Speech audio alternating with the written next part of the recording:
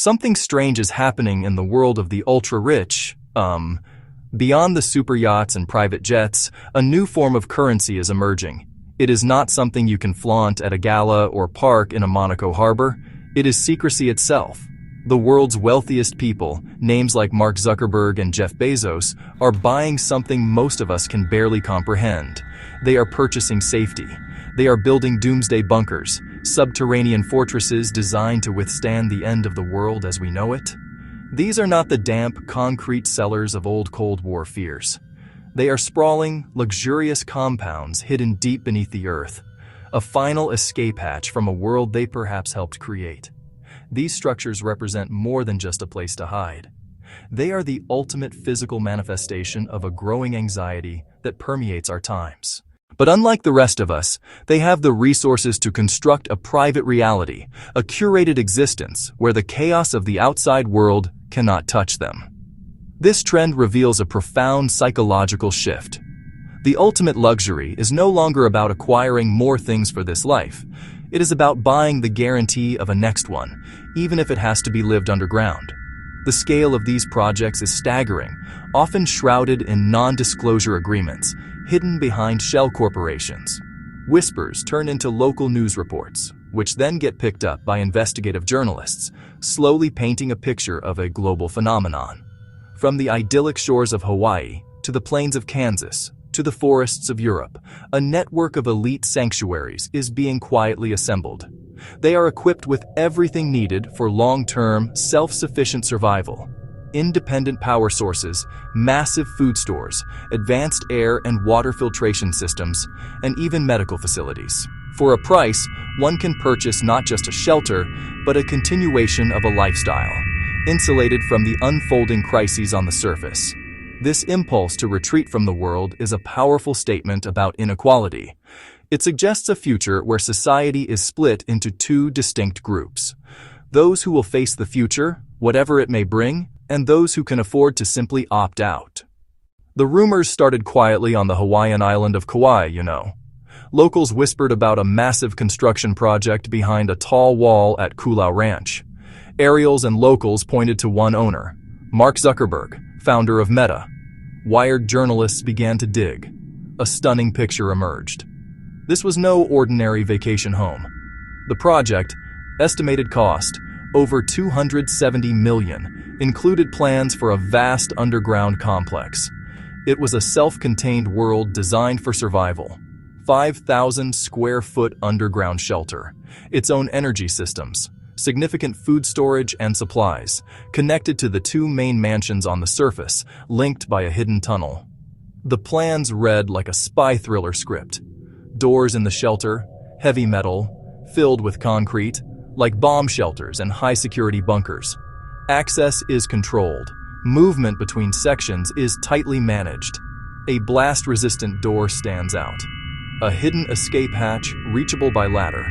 The whole project engineered for self-sufficiency, fully off-grid. A fortress disguised as paradise, planning beyond a bad hurricane. The secrecy matches the engineering. Workers reportedly sign strict non-disclosure agreements. Speak up and risk immediate termination and legal action. Deep beneath the sun-drenched prairies of Kansas, a relic of the Cold War has been given a new and startling purpose. During the 1960s, the U.S. government built a series of underground missile silos, hardened structures designed to withstand a direct nuclear strike. These concrete behemoths, with walls up to 9 feet thick, were meant to house the Atlas F intercontinental ballistic missiles. Today, one of these silos has been transformed into a luxury apartment complex for doomsday preppers. It is called the Survival Condo Project. Developer Larry Hall purchased the decommissioned silo and built a 15-story inverted skyscraper, plunging 200 feet into the earth. Each floor can be a full-floor or half-floor condominium, costing millions. These are not Spartan military-style quarters. The amenities are designed to maintain a sense of normalcy and even luxury. Swimming pool with a water slide, spa, fitness center, rock climbing wall, movie theater, dog park, library, classroom, medical facility, surgical bay. It is a self-contained community designed to keep residents safe, comfortable and entertained for up to 5 years. Imagine a new resident taking the high-speed elevator down for the first time. The doors open to a subterranean street. Digital windows display live feeds of the outside world or a pre-recorded sunny scene. They walk past the indoor hydroponic farm, hear the faint splash of the pool down the hall. Everything is designed to counteract the psychological pressure of living underground. A carefully constructed illusion of a world that might no longer exist on the surface. While converted missile silos offer a certain rugged appeal, a new class of ultra-luxury bunkers takes the concept of survival to an entirely different level. These are not shelters, they are subterranean palaces. One of the most opulent examples is the Oppidum in the Czech Republic, billed as the largest billionaire bunker in the world. Situated in a quiet valley surrounded by mountains, the facility began as a joint project between the former Czechoslovakia and the Soviet Union in 1984. Today, it has been reimagined as a private estate for a single owner or a small group, offering a level of bespoke luxury that rivals any five-star resort on the surface. The Oppidum is a sprawling underground complex connected to a lavish above-ground residence. This allows the owner to live in luxury day to day, with the ability to retreat to the secure bunker in minutes. The underground portion boasts over 77,000 square feet of space. Private luxury apartments, a swimming pool, a spa, a cinema, a garden with simulated natural light. The marketing materials showcase wine cellars, conference rooms, and art vaults. This is a place designed not just for surviving an apocalypse, but for continuing a life of extreme privilege through it. It is a fortress that aims to make its owner forget they are sealed off from the rest of humanity. Across the continent in Germany, another company, Vivos, has created a similar vision with Europa One. Housed in a former Cold War munitions storage facility carved into a bedrock mountain, Europa One is marketed as a modern-day Noah's Ark, protected by blast doors that can withstand a close-range nuclear explosion. The construction of a billionaire bunker is a masterclass in extreme engineering, blending military-grade defense with residential comfort. The primary goal is a hermetically sealed environment, a bubble of safety against many threats. The foundation is reinforced concrete.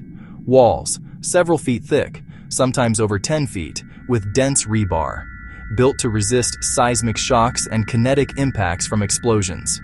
These structures are deep underground, using Earth as a shield against radiation and shock waves. Deeper equals greater protection. Life support systems are the critical component. Air comes first. Nuclear filtration, biological filtration, chemical filtration. These remove radioactive fallout. They remove weaponized pathogens. They remove toxic gases. Positive air pressure keeps contaminants out. Water independence is crucial. Multiple deep wells, vast storage tanks, advanced purification systems, potable water for years. A robust, redundant energy strategy is required. Public grid may be primary in peace, but it will likely fail in crisis. Diesel generators on site, enormous underground fuel tanks, months or years of fuel, hidden solar panels, protected wind turbines. Energy independence keeps the lights on, life support running, luxury amenities functional. Why would someone who has everything invest a fortune in preparing for the end of everything? Why would someone who has everything invest a fortune in preparing for the end of everything? Why would someone who has everything invest a fortune in preparing for the end of everything? The motivation behind building doomsday bunkers is a complex mix of fear, control, status, and a unique form of pragmatism born of immense wealth.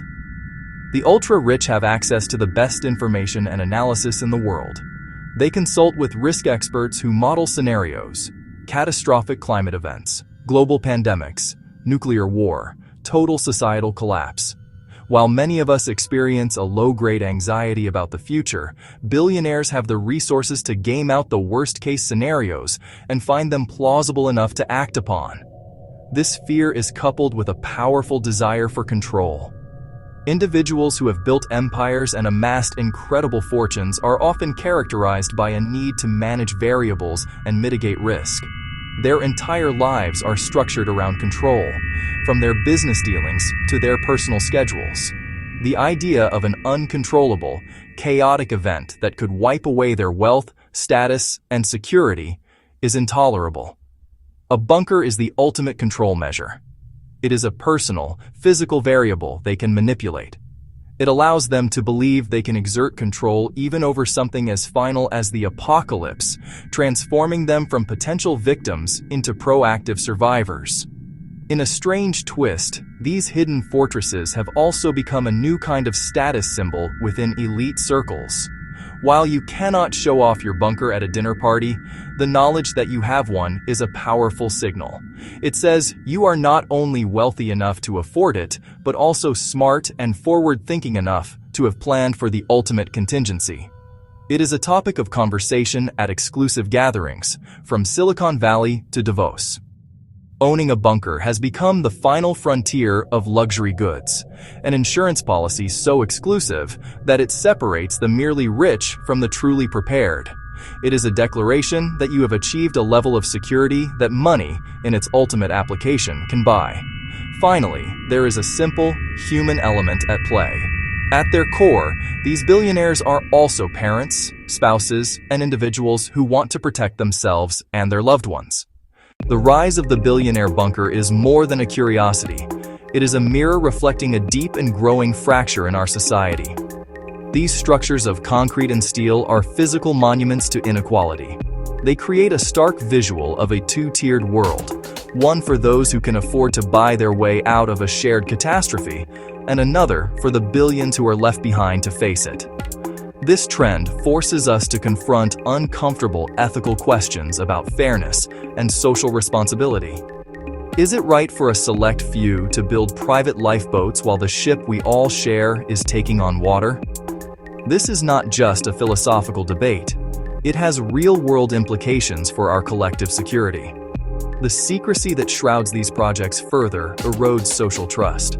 When leaders of industry and innovation, the very people whose companies shape our daily lives, are quietly building escape routes, it sends a chilling message. It suggests a profound lack of faith in the future of the society they profit from. This retreat from the public sphere into private, fortified enclaves undermines the idea of a shared destiny. It fosters a sense of us versus them. Public safety, infrastructure, community resilience. The bunker mentality is the opposite of civic engagement. It is the ultimate act of social distancing. This phenomenon also raises practical concerns. What happens to a society when its wealthiest and most powerful members have a viable exit strategy? It could reduce the incentive for them to invest in solving the root causes of the crises they fear. Why pour billions into climate change mitigation, pandemic preparedness, social stability when you have a personal, guaranteed safe zone? The existence of these bunkers could inadvertently make the world less safe for everyone else, creating a moral hazard on a global scale, where the consequences of systemic failure are not borne equally. Ultimately, the image of a billionaire sealing a blast door behind them leaves us with a profound and unsettling question about the future we are building.